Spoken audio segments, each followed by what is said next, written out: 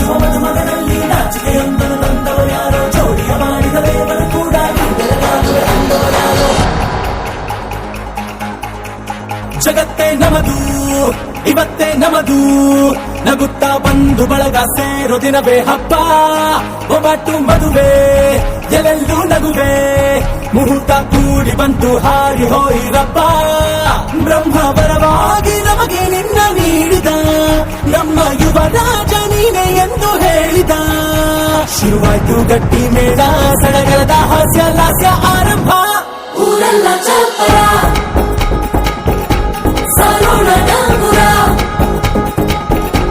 ನಿನ್ನಿಂದ ಸಂಗಮ ನೀನಿದ್ರೆ ಸಂಭ್ರಮ.